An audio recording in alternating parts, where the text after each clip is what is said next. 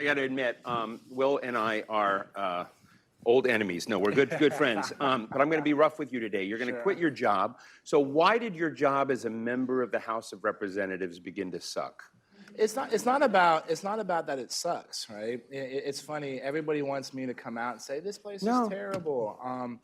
Look, I've been able to be effective. I've gotten 16 pieces of legislation signed into law under a Democratic president, a Republican president, a Republican House, a Democratic House.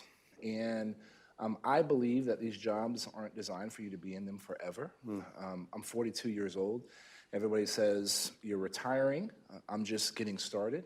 And I plan on continuing to talk about the issues that I care about in a different way. And so, you know, I'm thankful for my time up here. It was great representing my hometown, but I want to be able to continue to talk about you know, technology and national security, and there's other ways to do it rather than just being in Congress. And ultimately, for me, there's gonna, you know, you need to go out and help recruit and get other folks that are interested in serving in this place and making sure that we have people that are interested in solving problems rather than just throwing knives at each other. So you and I have talked about this before, and you're a kind of fish that occasionally swims with the school on the GOP side, and sometimes you swim the other direction. And you've challenged the President of the United States on the wall and said, we have a choice of a smart wall or a dumb wall. And you've challenged on other fronts, and sometimes you're with them. How do you think, I mean, in the spirit of today's conversation, do you get people to open their minds, be a little bit less predictable, a little bit less on autopilot, and a little bit more willing to take the risks of the moment to hear the other side of an argument? Sure. So I actually think I'm pretty predictable and straightforward. I agree when I agree. It's interesting, people's self-assessment of themselves. Right, yeah. But like, look, I agree when I agree, I disagree when I disagree, and all of my positions have been ideologically consistent, right? And so it starts with how our political system is designed. Our political system is designed that the way you win an election is by creating contrast. So if you win an election by creating contrast, then what are you always doing? Creating contrast. If you look at my district, I actually get rewarded by solving problems. And so the fact that, let's say in this election cycle, 2020, let's say there's 40 seats where there's a jump ball, right? It can go in either way.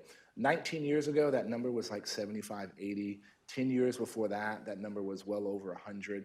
And so the fact that the competition of ideas is actually happening in the primaries rather than the general election is what has fueled this hyper-partisanship that we're seeing here in Washington, D.C. right now. And so if we're going to continue this focus towards a more perfect union, we have to move that competition of ideas back in November.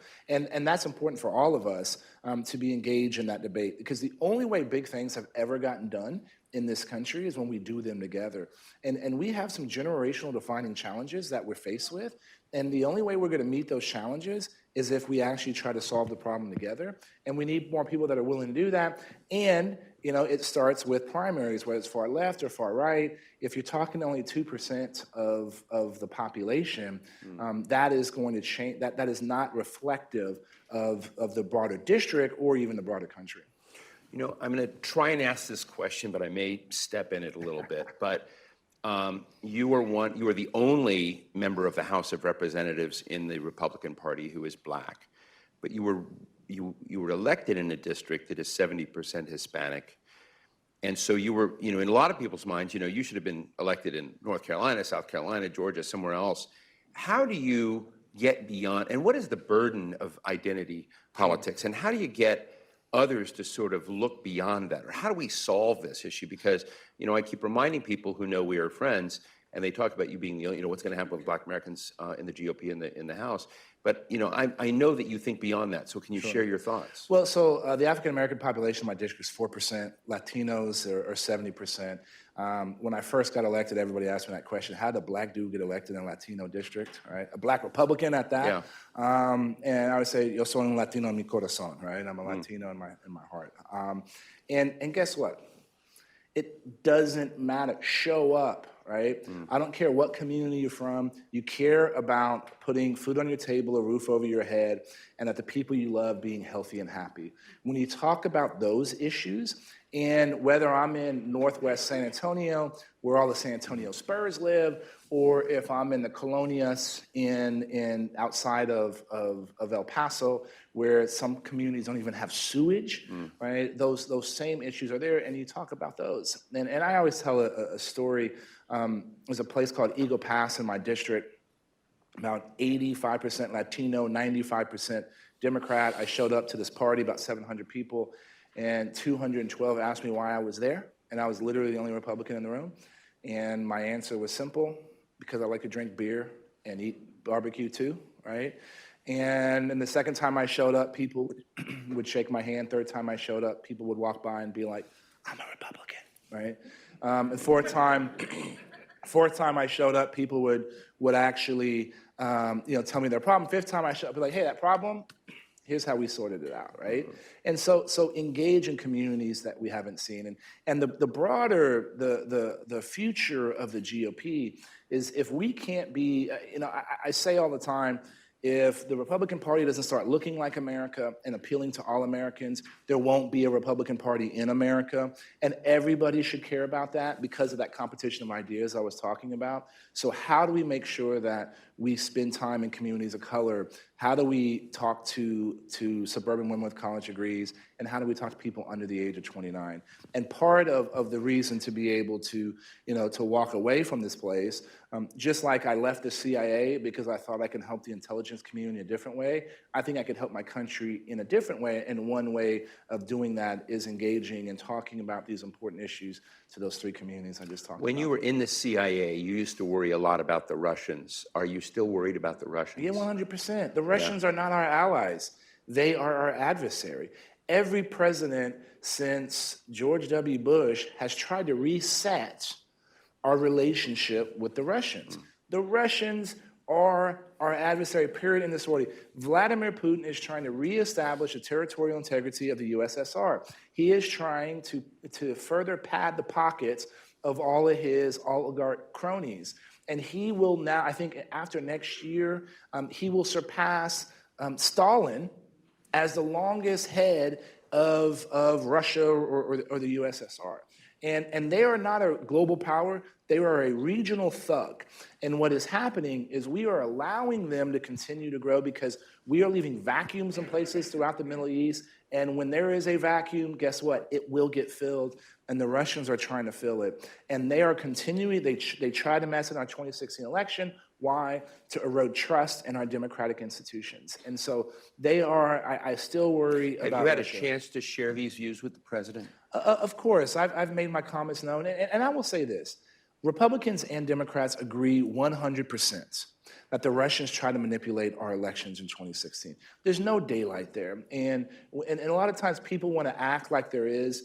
And if that's the case, we're continuing to feed into this narrative that the Russians have tried to create. Now, what do we do about it, right, is the next step. And I'm concerned when it comes to hardening the election infrastructure. These are the vote counting machines.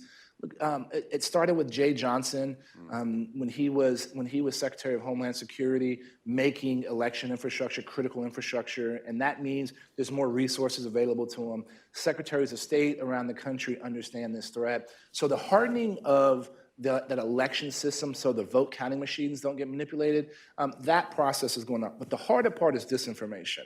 And we haven't done anything to address from a whole of society, how do you deal with disinformation? We're seeing that right now with the coronavirus, right? You saw that in a number of areas, right. And ultimately, it's not just the federal government. The federal government shouldn't be telling the press what y'all should cover or not cover, right? But the press has a role, civil society has a role, and this is a broader conversation where I think the Russians are the most dangerous, is using asymmetrical warfare like disinformation, and we haven't had the proper conversations, I think, in how we deal with that. Debbie Dingell slammed Facebook this morning here on this stage for continuing to allow incredible falsehoods, in her view, in her words, and hate moments and distortions and believes that this is something that really needs to be on. Twitter suspended political ads. What would you say to Debbie Dinkle's views on Facebook? Well, look, it's not just suspending political ads, right? That doesn't stop someone from saying something crazy on Twitter. And this conversation is going to get even worse when you look at deep fakes, right? It's one thing using words, but now you're going to have the ability to have video or images that are doctored in such a way that you can't tell. And so this problem is going to be even more difficult.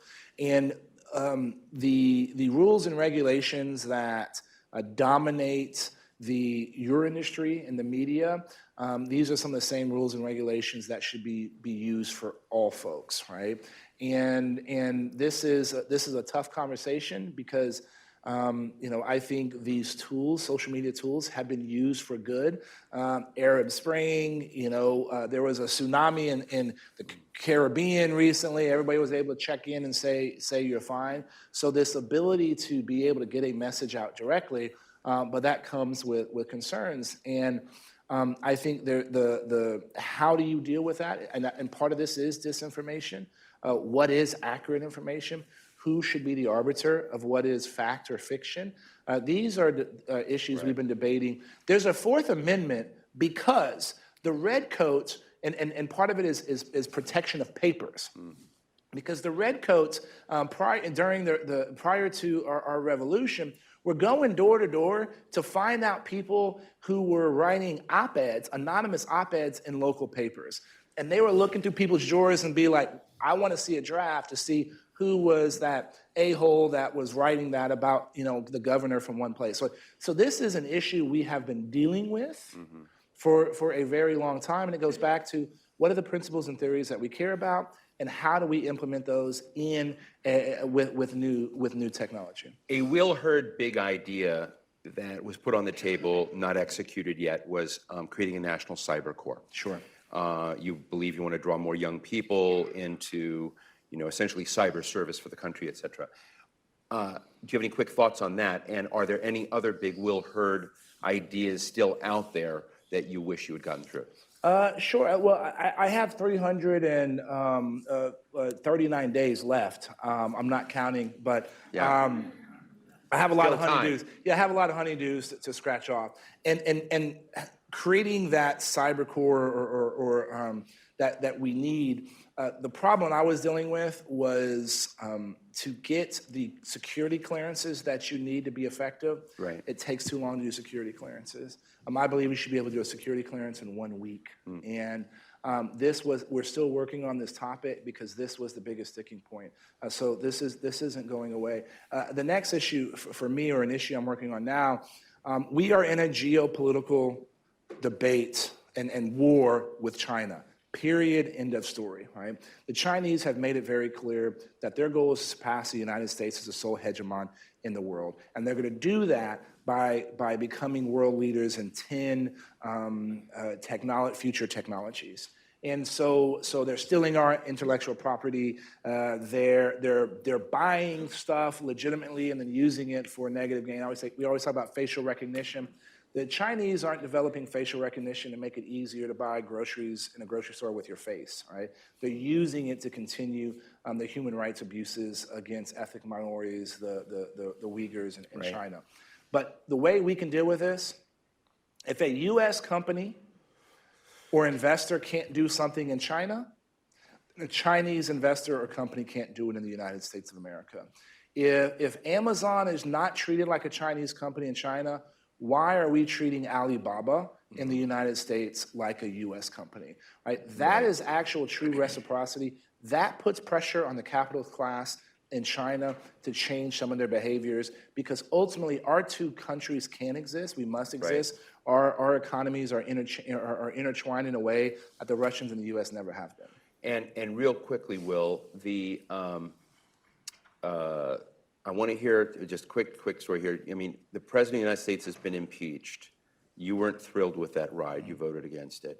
But new revelations are coming out in this John Bolton book with someone with direct access with the President on, what we now know is Bolton's view that the president withheld aid very directly because of wanting to get an investigation of the Bidens. You know, how do you feel about that revelation? And then just to wrap it up, what's the Dairy Queen deal? First, I wanted to hear from more witnesses in the House. I wanted to hear from Bolton. I wanted to hear from Mulvaney. And I wanted to hear from Rudy Giuliani, right? Yeah. If Rudy Giuliani is going around twisting arms, what is he doing? Under what authority? Who did he actually talk to, right? When it came time for me to vote, I did not see enough evidence to suggest that there was bribery or extortion, right? I wish the Speaker would have pushed to ensure those people show up and testify. And so that was my position. Dairy Queen, I do a thing called... He invited me at a Dairy Queen thing, and I don't know what I missed because I didn't make it there. I do a thing called DC to DQ, where I do town halls in Dairy Queen, because ultimately, who doesn't like a cool treat on a hot day? With that, ladies and gentlemen, Congressman Will Hurd, good luck to you in your next 339 days, and good luck in your next role. Thank you, Will. Thanks very much.